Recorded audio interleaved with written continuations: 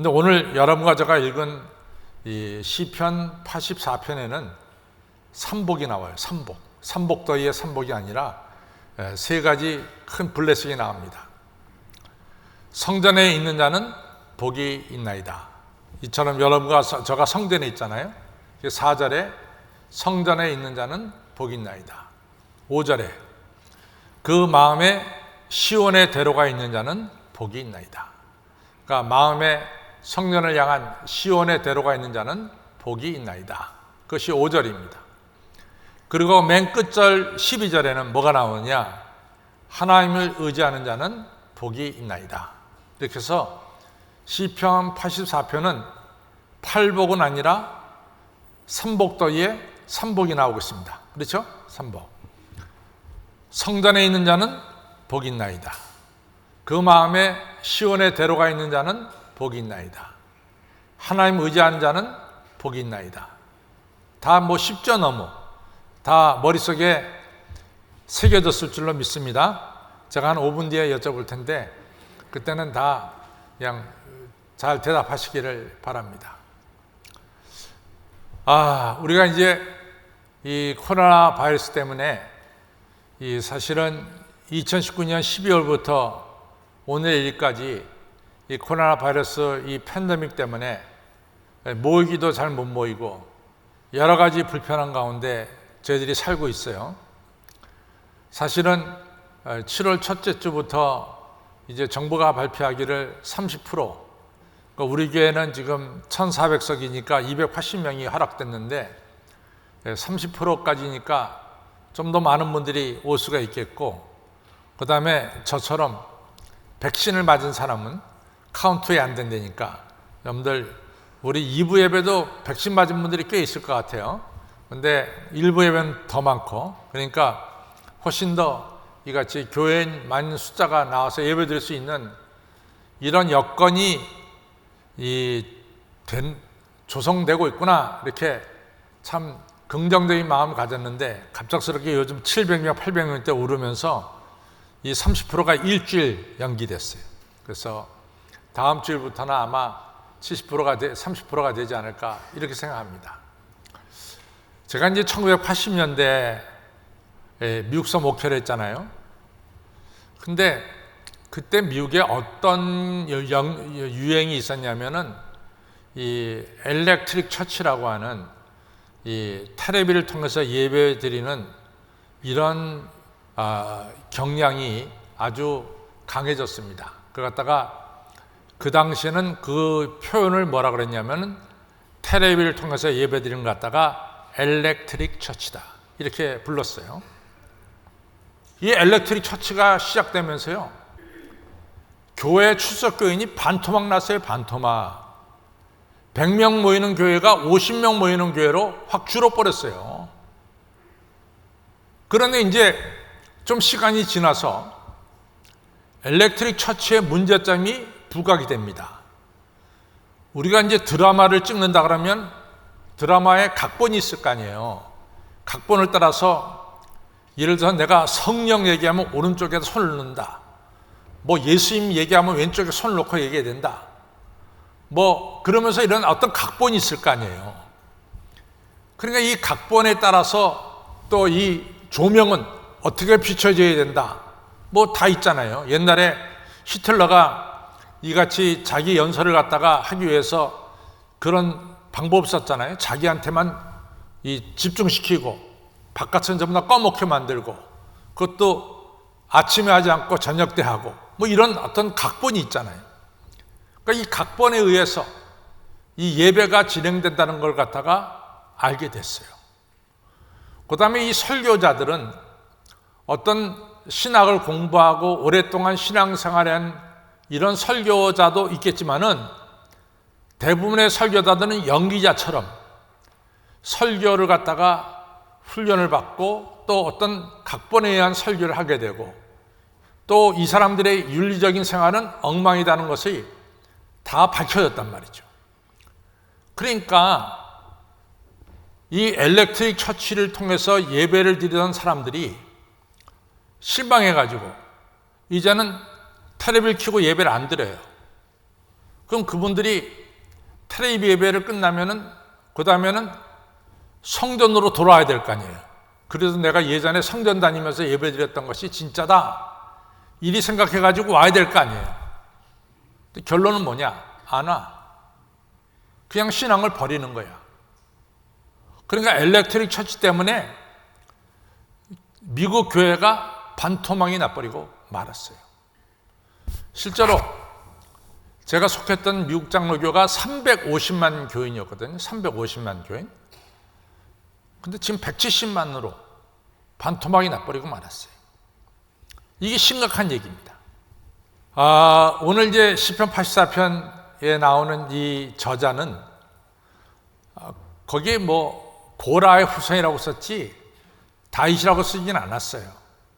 근데 이분이 어찌된 영문인지 모르겠어요. 하여간 지금 성전에 가서 예배 드릴 수가 없는 형편이에요. 이분이 뭐 정부에게 밑보여가지고 어디 유배를 갔는지 귀향을 갔는지 나 잘 모르겠어요. 또 이분이 어떤 병이 걸려가지고 움직일 수 없는 상태에 있는지 그것도 잘 모르겠어요. 하여간 이분은 성전에 가서 예배 드리고 싶은데 예배 드릴 수가 없어요. 물리적으로. 그러니까 너무 성전 예배를 그리하면서 내 마음이 상하는도다. 2절에서 그렇게 고백하고 있습니다. 성전 가서 예배 드리고 싶은데 성전 가서 예배를 못 드리는 거예요. 어떤 형편이든지. 또 많은 분들이 시편 84편은 다윗이 쓴 것이 아닐까 이렇게 생각합니다.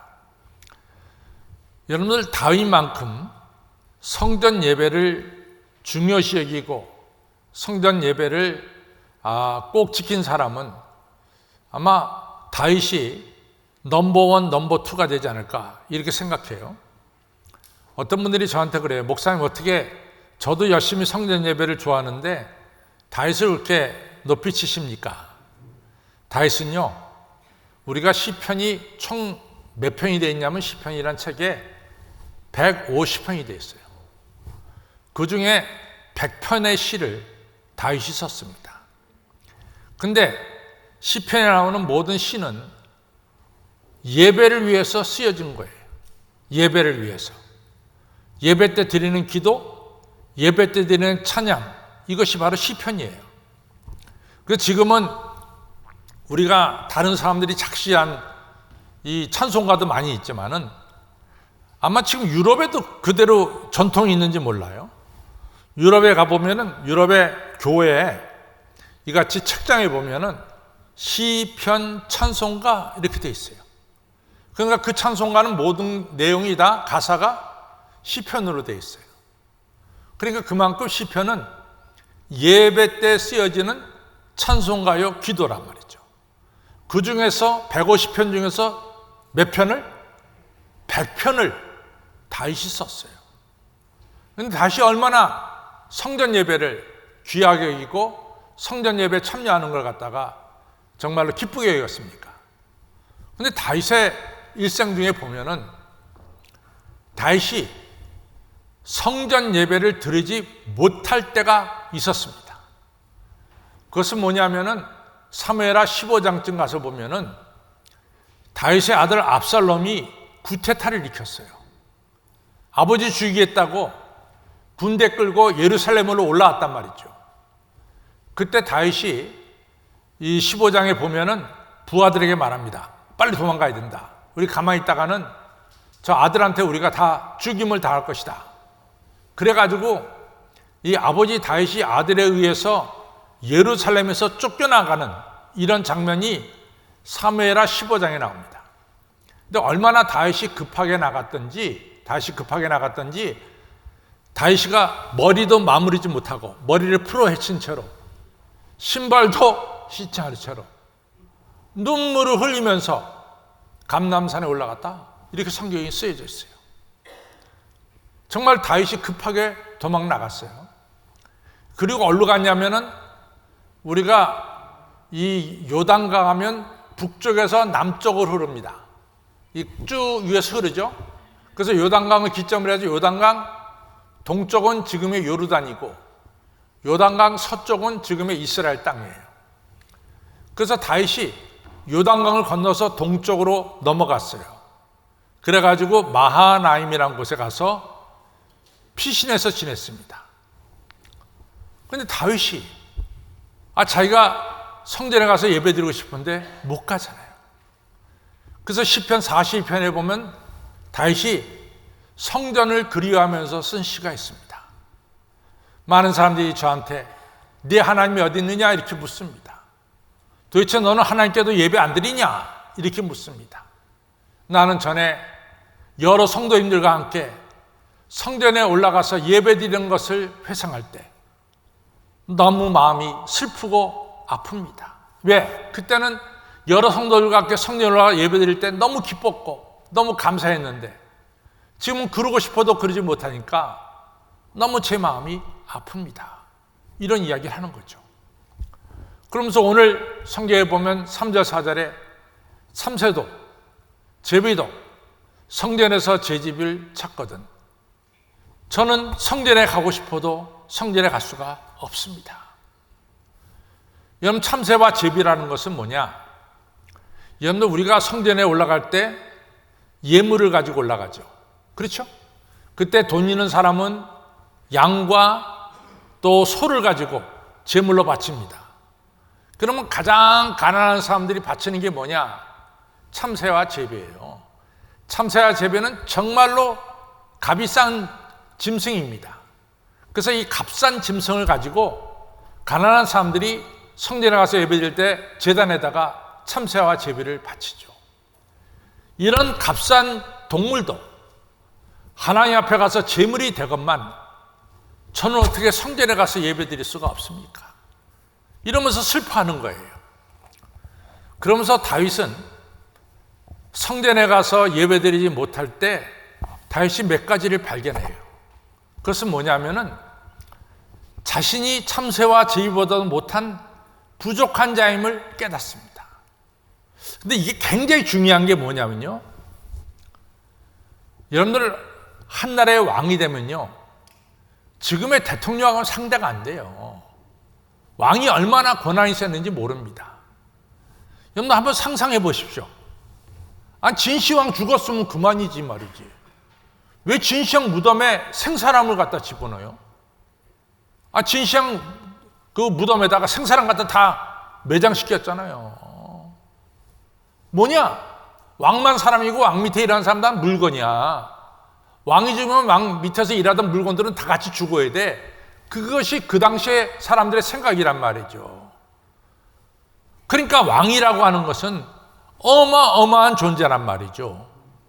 그러니까 다윗이 왕으로 있을 때 북쪽으로는 레바논, 시리아, 동쪽으로는 지금의 암몬, 모압, 요르단, 저 남쪽으로는 에돔, 또 안에는 블레셋, 모든 나라 다 다윗이 다 점령했어요.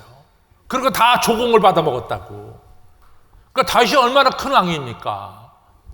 그땐 다윗이 자기 자신이 굉장히 위대하고 대단한 사람으로 스스로 알았어요. 그런데 아들이 구테타를 일으켜가지고 이같이 마하나임에 쫓겨나서 보니까 자기는 참새와 제비보다 못한 부족한 인간임을 깨닫게 되는 거예요. 그런데 이게 중요한 게 뭐냐? 내가 부족하다는 것을 깨달을 때 하나님을 찾게 되는 거야.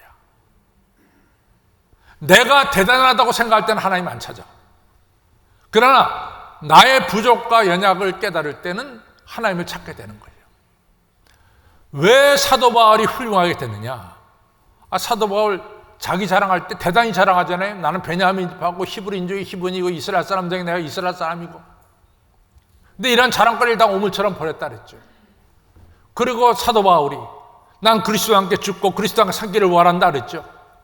그렇게 그리스도를 사모하게 된 게 뭐냐? 나는 죄인 중에 괴수입니다. 나는 만삭되지 못하는 난자 같은 부족한 자입니다. 자기의 부족을 깨닫고 나서는 사도 바울은 예수님 없이는 살 수 없는 그러한 사람이 된 거죠. 기드온도 마찬가지야. 기드온도 내가 우리 집 므낫세 지파 중에서 가장 작고 우리 집에서도 제가 가장 작은 자입니다라고 자기 장을 깨달을 때 그가 하나님 명령에 순종해서 300용사를 가지고 미디안을 이길 수가 있게 된 거죠. 나의 연약함과 나의 부족을 깨달을 때는 우리는 하나님 은혜 없이는 살 수가 없는 거예요. 하나님 앞에 예배드리지 않고는 살 수가 없는 거예요. 다윗은 마하나임으로 이같이 피신 갔을 때 자기를 발견하고 자기의 부족함을 발견하고 자기의 죄를 깨닫고 더욱더 하나님께 예배드리기를 사모하는 자로 바뀌어진 것을 알 수 있습니다. 사랑하는 성도 여러분, 성전에 있는 자가 복이 있습니다. 여러분과 제가 나의 부족을 깨닫고 나는 하나님의 은혜가 아니면 살아갈 수가 없습니다를 깨닫고 성전에 나와서 예배드릴 때 하나님께서 복의 복을 여러분들에게 내려주실 줄로 믿습니다. 두 번째 복이 뭐라 그랬죠? 그 마음에 시온에 들어가 있는 자는 복이 있나이다. 참 이게 재미있는 말인데요. 지금 성전을 향해서 가는 거죠. 성전을 향해서. 여러분들은 성전에 나올 때 별로 문제가 없어요. 별로 문제가 없어요. 여러분들은 차 타고도 올 수 있고 지하철 타고도 올 수 있고 그리고 뭐 주일날 여러분 성전에 와서 자동차 될 때 뭐 그 걱정할 거 없습니다. 반원초등학교 가다 되고 우리 교회 지하주차장에 갔다 돼도 돼요. 여러분들이 교회 나와서 예배드릴 때 어려움이 없다고요. 근데 우리가 한 50년 뒤로 가보잔 말이죠. 그 당시에 우리 조상들은 교회 가려면 10리를 걸어가야 돼요. 10리. 20리를 걸어가야 돼. 그리고 교회 가서 예배를 드렸어요. 지금처럼 길이 잘 닦여 있지도 않았어요. 그 옛날에 이스라엘도 마찬가지예요. 내가 산을 향하여 눈을 들기라 나의 도움이 어디서올까 나의 도움이 천지를 지으신 여호와께서로다. 우리 하나님 아버지는 졸지도 주무지 아니면서 나를 지키신 자로다. 이같이 이 찬송을 부를 수밖에 없었던 것은 그들이 집을 떠나서 교회로 가는 길에 예루살렘 성전을 가는 길에 길도 제대로 돼 있지 못했고 곳곳에 웅덩이가 있어서 웅덩이에 빠질 수도 있고 강도를 만날 수도 있고 사나운 짐승을 만날 수도 있어요. 그러니까 하나님이여 내가 성전에 가는 동안 나를 지켜주시고 보호하여 주옵소서 이런 것을 찬송한 것이 시편 121편이란 말이죠. 이처럼 성전 가는 길이 쉬운 길이 아니었어요. 오늘 그 마음에 시온에 데려가 있는 자는 복이 있나이다. 저희가 눈물의 골짜기를 통과했는데 그것이 많은 샘의 곳이 되었나이다. 이렇게 고백하고 있어요. 참 중요한 의미가 있습니다. 여러분과 저는 성전 나올 때 별로 어려움이 없을 줄 압니다. 그러나 우리 몇 대 위로 올라가면은 성전 나오는 것이 너무 어렵고 힘들었어요. 제가 이 한국신학대학 다닐 때 이장식 박사님이라고 있는데 이분이 의령분인데 나중에 보니까 진해 와서 살았다고 이렇게 썼어요. 근데 이분의 할아버지 할머니는 뭐냐? 이분의 할아버지 할머니는 때마다 무당 불러다가 구타는 할아버지 할머니예요. 근데 이분의 어머니가 선교사로부터 예수님을 들어서 예수님을 영접했어요. 아니 시아버지 시어머니가 구타는 집안에 며느리가 예수 믿는다. 이게 쉬울 것 같아요? 어려울 것 같아요? 보통 어려운 게 아니에요. 이 며느리가 교회만 갔다 오면 그날은 난리가 난 날이야. 시아버지 시어머니가 이 며느리 불러다 놓고 야단을 칩니다. 너 귀신이 우리 집을 망하게 너 때문에 말이야. 이러면서 이 며느리를 갖다 교회 갔다 왔다고 핍박을 하는 거예요. 또 여러분 우리가 기독교 교회사를 보면은 그 며느리가 아주 주중에는 일도 잘하는 며느리 주일만 되면 아주 그냥 머리에다 이렇게 기름도 바르고 하얀 옷을 입고 그리고 성전에 가는 거야. 야 가지 말라는데 가. 그러니까 시아버지가 너무 화가 나니까 그 며느리를 딱 잡아가지고 아궁이 속에 머리 집어넣었잖아요. 그리고 뺐잖아. 그 머리카락 다 타버렸어. 그런 일이 한두 번이 아니에요. 한두 번이 아니에요. 그런 일이 한두 번이 아니에요. 그런데 이상한 것은 그게 다 눈물의 골짜기 아니야. 교회 가는 게. 응? 눈물의 골짜기지. 막 핍박받고 박해받고 이런 게 눈물의 골짜기 아니야. 눈물의 골짜기를 지나서 뒤돌아보니까 이게 변했네. 자기 시아버지 시어머니가 예수 믿는 거야. 자기 남편이 예수 믿는 거야. 여러분, 그렇게 되는 거죠. 이장식 박사도 자기 아버지가 글쎄 사경에 가서 은혜 받고 자기 할아버지 할머니가 예수 믿게 되었더라 그 말이에요. 자기 어머니가 교회 갈 때는 눈물의 골짜기였어. 근데 와 봐서 뒤돌아보니까 웬걸, 자기가 걸어온 길은 눈물의 골짜기였는데 그 골짜기가 변해서 시아버지 시어머니 자기 남편이 다 예수 믿는 축복의 골짜기로 변해졌더라 이거죠. 오늘 마찬가지 여러분들이 코리아 팬데믹, 코로나 팬데믹, 코리아가 아니라 코로나 시대에 말이지, 당신 이성이 있어? 그 뭐하러 가? 가지 마. 그 왜 가, 교회? 교회 가면 뭐 돈을 줘, 은을 줘 말이야. 그 귀한 시간에 이래. 뭐 이러면서 박해하는 사람들이 있을까요, 없을까요?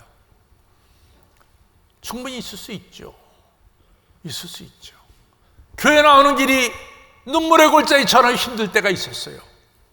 근데 웬걸, 내가 이 눈물의 골짜기를 통해서 교회를 나왔더니, 시온의 대로를 통해서 나왔더니 우리 집이 하나님의 축복과 은혜 가운데 이같이 하나님의 은혜가 충만한 집이 되고 축복받는 집이 된 것을 뒤돌아보니까 깨닫게 되는 거죠.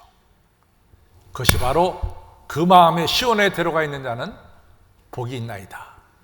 눈물의 골짜기가 변해서 많은 샘의 곳이 되었나이다. 이 신앙 고백을 하게 될 줄로 믿습니다. 2021년도 후반기에 열심으로 교회 나오세요. 마음의 시온에 들어갔기를 바랍니다. 여러분들의 걸어온 길이 축복의 길로 틀림없이 바뀔 줄로 믿습니다. 세 번째가 뭐라 그랬던가? 12절에 하나님 의지하는 자는 복이 있나이다 그랬어요. 우리 서장님 머리가 명석하신 것 같아요. 1, 2, 3를 다 외우고 계셔. 뭐라 그랬냐? 하나님은 해요 방패라 그랬어. 태양이라고 하는 것은 우리에게 너무나 좋은 것을 많이 줍니다. 태양은 여러분과 저에게 기쁨도 줘요. 그래서 자꾸만 태양을 쳐다보면 뼈도 건강해지고, 그렇죠? 태양은 식물도 살게 하고, 태양은 우리에게 필요한 것을 공급해 주시는 거야. 하나님은 태양이래. 우리가 필요한 것을 다 공급해 주시겠다는 거야. 두 번째, 하나님은 방패래. 우리의 살아가는 길에 질병도 침입할 수가 있어. 방패되어 막아줘. 나쁜 사람이 접근할 수도 있어. 방패되어 막아줘. 우리 가는 길을 하나님께서 태양과 방패가 되셔서 축복도 내려주시고 여러분과 저도 보호해 주시겠다 약속하고 있어요. 그러니 2021년도 후반기에 하나님을 의지하는 자는 하나님께서 여러분과 저에게 필요한 것을 충만하게 폭포수처럼 축복해 주실 줄로 믿습니다. 내일은 난 몰라 어떤 일이 벌어질지, 그러나 하나님 방패되어 주셔서 여러분과 저를 지켜주실 줄로 믿습니다. 시편 84편의 3복이 뭐던가? 첫 번째가 한신교회에 있는 자는 복이 있나이다. 그렇죠? 두 번째 뭐죠? 그 마음에 시온에 들어가 있는 자는 복이 있나이다. 눈물의 골짜기가 변해서 많은 샘의 골짜기로 변해 있는 거죠. 세 번째 뭐죠? 하나님을 의지하는 자는 복이 있나이다. 하나님께서 태양과 방패가 되어서 여러분과 저를 축복하시고 지켜줄 줄로 믿습니다.